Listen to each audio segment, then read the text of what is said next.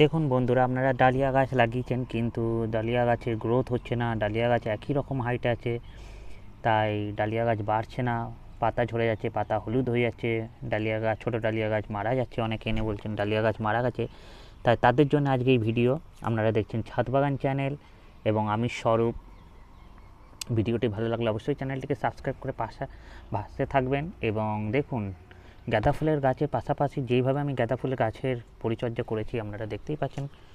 গাঁদা ফুল গাছে যেভাবে আমি পরিচর্যা করেছি তারই সম্পূর্ণ ভিডিও আমার চ্যানেলে আছে, আপনারা গিয়ে দেখতে পারেন।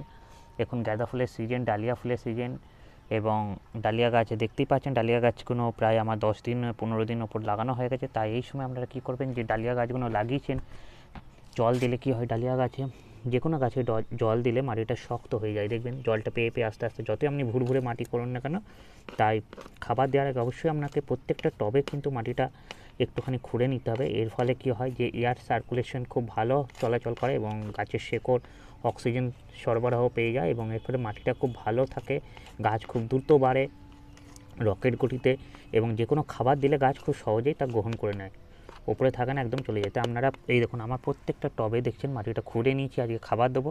তাই কী খাবার দিচ্ছি আমি এই সময়, ডালিয়া গাছ লাগানোর 15 দিন পর, 10-15 দিন পর, তাতে 1-2 দিন বেশি কম হলে কোনো অসুবিধা নেই। আপনারা কিন্তু এই খাবারটা দিয়ে দেন, আপনাদের গাছেও কিন্তু খুব তাড়াতাড়ি দ্রুত গতিতে বাড়বে এবং খুব তাড়াতাড়ি ভালো ফুল দেবে।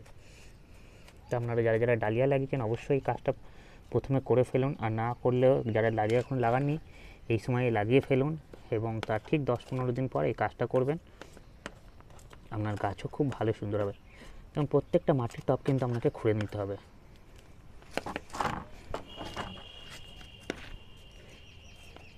সাবধানে খুঁড়বেন যাতে কোনো শেকড়ের কোনো আঘাত না লাগে, সেই দিকে আপনাকে একটু খেয়াল রাখতে হবে।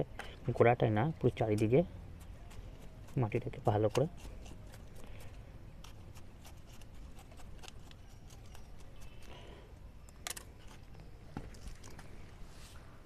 দেখুন। প্রত্যেকটা গাছ কিন্তু আমি খোঁড়া হয়ে গেছে অলরেডি আমার, দেখতেই পাচ্ছেন। আমি কিছু খুলে রেখেছিলাম ওনাদের দেখাবার জন্য, আর কিছু খুললাম।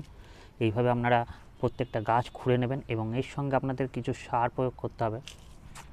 দেখুন, প্রথমে একটা আপনাদের কাছে যা সার আছে, ভার্মি কম্পোস্ট হোক, পাতা পচা সার হোক, জৈব সার হোক, আমি এখানে 1 বছরের পুরনো গোবর সার নিয়ে নিলাম। গোবর সার নিয়ে নেবেন এবং এর সঙ্গে অল্প পরিমাণ আপনাকে মেশাতে হবে। নার্সারিতে কিনতে পাওয়া যায় এই সারটা।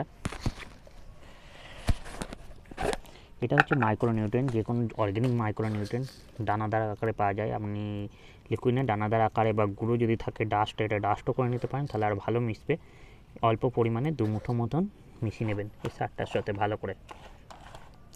এই গোবর সারে প্রচুর পরিমাণে নাইট্রোজেন থাকে, যা গাছের গ্রোথকে দ্রুত ত্বরান্বিত করে এবং গাছকে বৃদ্ধি করতে সাহায্য করে, গাছকে হেলদি রাখে। আর তার সাথে বিভিন্ন যে মাইক্রো উপাদান গাছের পুষ্টির জন্য বা বৃদ্ধির জন্য প্রয়োজন, সেই মাইক্রো উপাদানগুলো এই মাইক্রো নিউট্রিয়েন্ট দিলাম, সেখান থেকে গাছ সঠিক পরিমাণে পেয়ে যাবে। তা এই দুটোকে আপনাকে ভালো করে মিক্স করে নিতে হবে। এর সঙ্গে আরেকটা সার আপনাকে অবশ্যই নিতে হবে। এটা ঠিক 15 দিন পর, গাছ লাগানোর 15 দিন পর, যখন দেখবেন ঠিক গাছটা এরকম 3-4 আঙুল মতন লম্বা হয়ে গেছে, তখন ঠিক এই সারটা দিয়ে দেবেন। এটা পুরো সম্পূর্ণ অর্গ্যানিক, গাছের কোনো ক্ষতি হবে না। রাসায়নিক সার একদম ছোটো অবস্থায় দেন না, তাহলে আপনার গাছ মারা যেতে পারে। এই দেখুন, আমরা যে বাড়িতে চা পাতা খাই সেটাকে আমি শুকিয়ে রেখেছিলাম। আমরা যেহেতু লিকার চা খাই, তাই চিনিরও কোনো ভয় নেই, চিনি ছাড়া চাটা যেহেতু হয়, তাই এই চা পাতাকে আমরা ধুয়ে রোদে শুকিয়ে নিয়েছিলাম এবং এই চা পাতা অল্প আপনার এই সারের সাথে মিশিয়ে দিতে হবে। আপনি যদি এমনি কিনা চাও মেশাতে পারেন, কোনো অসুবিধা নেই। আর চা পাতা না ফেলে দিয়ে ওটাও মিশিয়ে নিতে পারেন। মিক্সারটা ভালো করে মিশিয়ে নেবেন।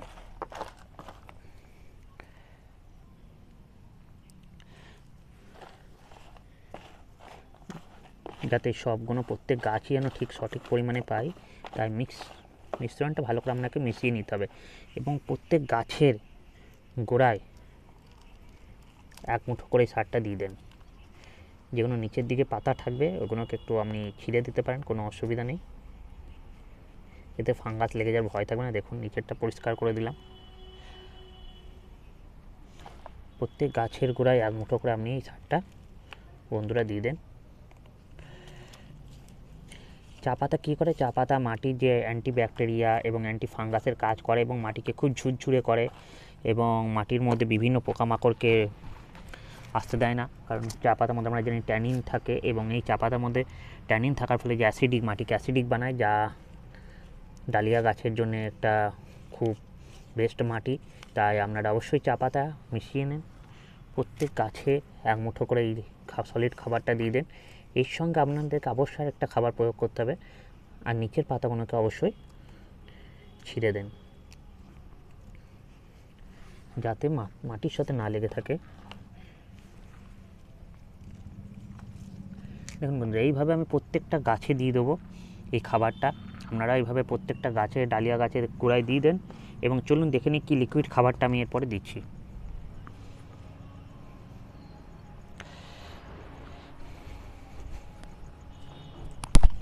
দেখুন বন্ধুরা, প্রথমে যে লিকুইড খাবারটা দিতে হবে, অবশ্যই বেশি খরচা নয়, 2-3 টাকা খরচা করে এটা সম্পূর্ণ বিনামূল্যে পেয়ে যাবেন। যে গোবর আমরা ঘুঁটে, যেটাকে বলি ঘুঁটে বা গোবর গরু, সেটাকে রোদে শুকিয়ে নিই, তার ভেজানো জল, কাঁচা গোবরটা একদমই দেবেন না, গাছ মারা যাবে। সে শুকিয়ে নিই, তার জলটা আপনারা অবশ্যই দিতে পারেন। এই জলটা একটা খুব ভালো নাইট্রোজেনের সোর্স হিসেবে কাজ করে। জলটা ছেঁকে নিয়ে দিয়ে দেবেন, 1 লিটার মতন নিলেন। এর সঙ্গে আরেকটা লিকুইড সার আপনাকে অবশ্যই দিতে হবে বন্ধুরা। যে কলা আমরা খেয়ে ফেলে দিই, সেটা না ফেলে দিয়ে জলে পচিয়ে নেবেন 3-4 দিন। যখন দেখবেন একটু ফেনা ফেনা হয়ে এসছে, তার মানে বুঝবেন জলটা মজে গেছে বা পচে গেছে। এই জলটাও আপনি 1 লিটার মতন এর সাথে মিশিয়ে নেন। এটা কি থাকে, প্রচুর পরিমাণে পটাশিয়াম থাকে, যা গাছকে দ্রুত বৃদ্ধি করে এবং পরবর্তীকালে গাছে ফুল আনতে এবং কড়ি আনতে, কিন্তু ফুলের সাইজ বড় করতে এটা খুব ভালো একটা উপকারী সার। তো এই দুটো সার মিশিয়ে নিলাম। আর এর সাথে যেহেতু ছোটো চারা গাছ, সর্ষের খোলটাকে আপনারা 4-5 দিন ভিজিয়ে নেবেন। এবং এটা অল্প পরিমাণে নিতে হবে, বেশি নিলে চলবে না। এটা কেন, যেহেতু ছোটো গাছ, তাই এর জোরালো সার এটা আমরা জানি সর্ষের খোল। তাই দেখুন ঠিক অল্প পরিমাণে আমি নিলাম, অতটা দিলাম না, অল্প পরিমাণে নিলাম, 1/2 লিটার মতন। এর সঙ্গে অবশ্যই আপনাদের যতটা নিলেন তার সম পরিমাণ জল মিক্স করে নেবেন। যেহেতু ছোটো চারা গাছ, বারবার বলছি, এবার এই জলটাকে ভালো করে মিক্স করে নেবেন।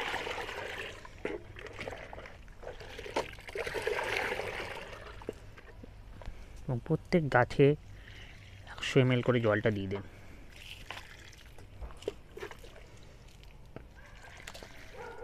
দেখবেন 2 দিনে গাছ খুব তরতর করে বাড়বে এবং আপনার গাছে খুব তাড়াতাড়ি ফুল আসবে, বড় বড় সাইজের ফুল হবে। ঠিক যেইভাবে আমি গাঁদা গাছগুলো সম্পূর্ণ পরিচর্যা করেছি, আপনারা দেখতেই পাচ্ছেন গাঁদা ফুলের সাইজ। এবং দেখুন এক একটা সাইজ কত বড় গাঁদা ফুলের। এরপর এই গাছগুলো কিন্তু ফুল সানলাইটে রাখতে হবে। এখন আর জল দেবেন না, যখন মাটিটা শুকাবে তখন আবার জল দিতে হবে। এইভাবে স্টেপ বাই স্টেপ আপনারা ফলো করুন, আপনাদের গাছেও প্রচুর ফুল আসবে, ফুলের সাইজ বড় হবে।